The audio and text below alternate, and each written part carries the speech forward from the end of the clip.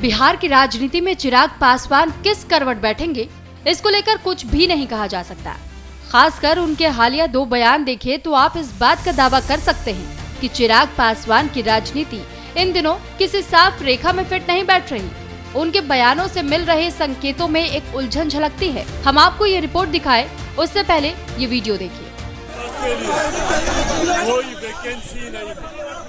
बिहार में मौजूदा मुख्यमंत्री नीतीश कुमार जी हमारे एनडीए गठबंधन का नेतृत्व कर रहे हैं और मुझे उम्मीद नहीं, पूरा विश्वास है कि चुनाव परिणामों के बाद मुख्यमंत्री नीतीश कुमार जी के नेतृत्व में प्रधानमंत्री नरेंद्र मोदी जी के सोच वाली सरकार एक मजबूत एनडीए की सरकार, जिसका नेतृत्व मुख्यमंत्री नीतीश कुमार जी कर रहे हैं, जिसकी सोच एक विकास की सोच मेरे प्रधानमंत्री आदरणीय नरेंद्र मोदी जी की सोच वाली सरकार बिहार चुनाव के बाद परिणामों के बाद एक मजबूत एनडीए की सरकार बनने जा रही है, ये पूरा विश्वास। ये वीडियो हाल ही में मुख्यमंत्री नीतीश कुमार से मुलाकात के बाद का है, जब चिराग पासवान कह रहे हैं बिहार में मुख्यमंत्री पद की कोई वैकेंसी नहीं और चुनाव नतीजों के बाद नीतीश कुमार ही मुख्यमंत्री बनेंगे। चिराग का ये बयान भले ही जमीनी स्तर पर एनडीए के लिए मजबूती का संदेश देता दिख रहा हो, लेकिन इसी के समानांतर बाकी जो दूसरे दृश्य दिख रहे हैं वो तस्वीर कुछ और ही कहती है।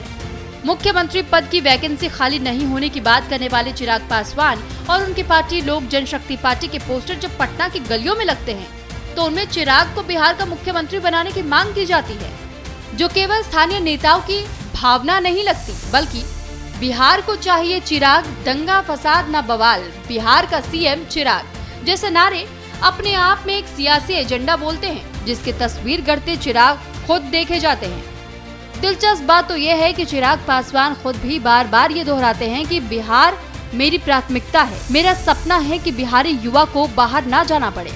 ऐसे में सवाल ये है कि चिराग पासवान किस दिशा में जाना चाहते हैं? क्या वो वाकई एनडीए के साथ रहकर ही बिहार की कमान थामने की तैयारी कर रहे हैं, या फिर उनके सॉफ्ट विद्रोह की शुरुआत स्क्रिप्ट है जो वक्त आने पर शायद अपना रंग दिखाएगी? नीतीश कुमार से मुलाकात के बाद चिराग ने जो सुलह का पैगाम दिया वो भी बहुत सोच समझ कर दिया गया लगता है।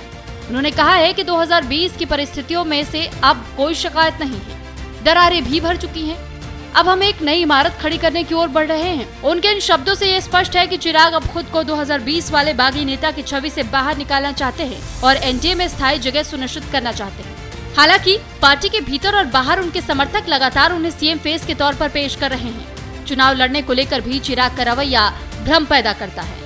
चिराग कभी कहते हैं 2025 में चुनाव नहीं लड़ेंगे, तो कभी कहते हैं कि पार्टी तय करेंगे, तो कभी 2030 की बात करते हैं।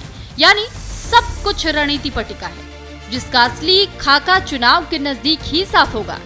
एक तरफ वो प्रधानमंत्री मोदी के दौरे से पहले नीतीश के समर्थन का बयान देते हैं, तो दूसरी ओर तेजस्वी यादव से गर्मजोशी से भी मिलते हैं और उसे शिष्टाचार भेंट करार देते हैं। इन दोनों ध्रुवों के बीच चिराग की चाल शतरंज के सधे हुए खिलाड़ी जैसी लगती है। इन सब चीजों के आकलन से एक चीज जिसकी तस्वीर साफ दिखती है वो ये कि अगर किसी एक बात को चिराग पासवान की राजनीतिक योजना का केंद्र माना जाए तो वो ये है कि चिराग बिहार में स्थायी राजनीतिक जमीन की तलाश में है। रामविलास पासवान की राजनीतिक विरासत को संभालते हुए चिराग अब खुद की पहचान गढ़ने में लगे हैं और इसमें मुख्यमंत्री पद की आकांक्षा कोई गुप्त एजेंडा नहीं रह गई है।